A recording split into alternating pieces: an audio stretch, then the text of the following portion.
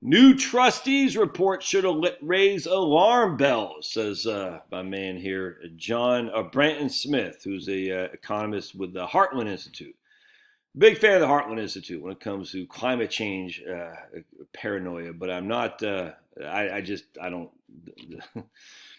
This article itself doesn't do anything for me. All right, let's read this real quick. The trustees report came out on August 31st. And within hours, it was condensed into a single sentence. Based on the trustees' report, the combined OASDI, Old Age Survivor Disability Insurance Program, will be insolvent by 2034, at which point there will only be enough incoming revenue to pay out 76% of scheduled benefits. So that everyone knows this. No one has any. That's not. No one should be shocked by that. If they are, where you been? All right. It's hard not to fault the average reader if he or she believes this blurb means that Social Security is the same train coming down on the track, is only a little bit closer. As I read the report, though, on the other hand, a very different meaning to the words take shape. The train is 40% larger than it was 2 years ago, traveling faster on less stable tracks. Yes, but this isn't.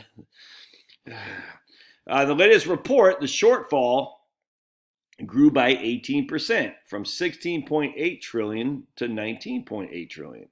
In 2020, the program generated 2.9 trillion. Over just 2 years, the program's broken commitments have increased by roughly 40%. All right, well this is already baked in, because right now we get 100% to pay plus surplus revenue of 2.9 trillion, and by 2034 there won't be 100% to pay. It'll be 74%. Or what is it, 76, whatever it says, 76, 74, something like that. So every year that we go forward, the deficiency increases by a sizable amount. It's 16.8 trillion and 19.8 trillion. What was it, the last one, from 11 trillion to 16? I mean, who knows? I mean, this is getting bigger and bigger and bigger. It's kind of like the federal government, the debt, because we have a deficit every single year. The deficit adds to the amount of debt by this huge amount. And it will continue to do so until we're all dead. There's never going to be a payback of the federal government debt. It's impossible, because we're always running perpetual deficits. So what's happening is you have this debt.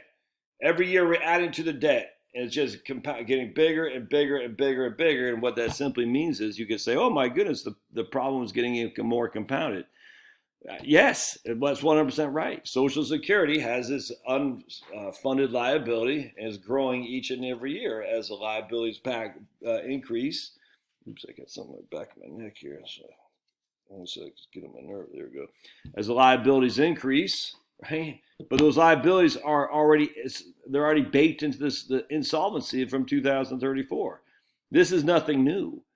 Right now we have 100%. Next year we'll have 100%. The following year we'll have 100%. Then in 2034 there won't be enough. This right here isn't any different than what we've already known. I find it like, oh my goodness, it's even worse now. No, it's not even worse now. That's the whole point. I guess that's what my frustration is. It's not even worse now. Another way to express the dysfunction is to say that for every $1 the program collected, it generated $3 more of promises that no one expects it to keep.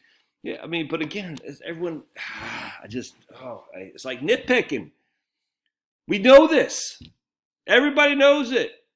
So why? I don't know. Why am I getting so? I'm not even upset by it. I don't know. If this is what it takes to get people to say we need to fix it, hey, great. I got no qualm with that. But this idea that this report should raise alarm bells. All reports should raise alarm bells, man, because it all says the same thing.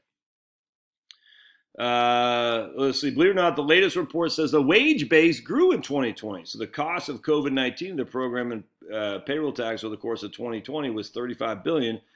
If that figure is correct, the overall wage base generated roughly $15 billion more in 2020 than it did in 2019. Again, so if you're born in 1960 and 1961, you're going to be good to go.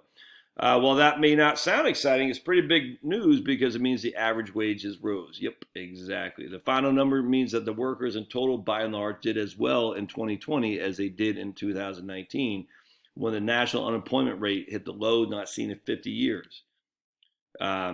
The driver of AWI is wages above the cap on taxable wages. This is interesting.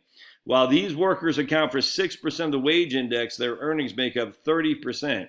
So this figure suggests the bosses did quite well. So that's the big deal. This was kind of news to me. I mean, I kind of understood how the AWI worked, but not until my man Brent here explained. This is a great piece right here, by the way.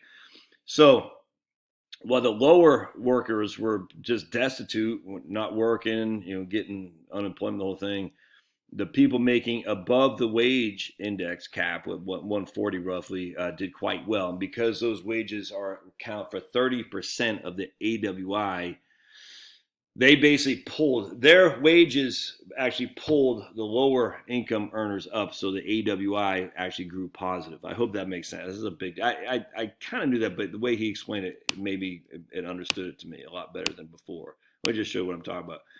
So the driver for the AWI is wages earned above the cap on taxable wages. Again, the tax on capital wages for Social Security is about 140. While these workers, that would be me, I'm above that, account for 6% of the total wage index, their earnings make up 30%.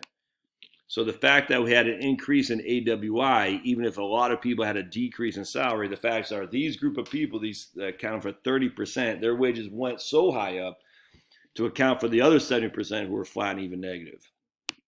All right. In response to news, trustees assured voters that lawmakers have all kinds of options. John Larson, again from Connecticut, sponsors Social Security Act 2100. Devin Carroll interviewed that guy 2019. And while the media continued to use it as an example for the solution, it was designed to address the problem that was $6 trillion smaller in an economy that is experiencing 2% inflation. All right, well, all right. I just, at the end of the day, nothing new here, but I figured I'd share it with you. All right, love your thoughts. We'll see you.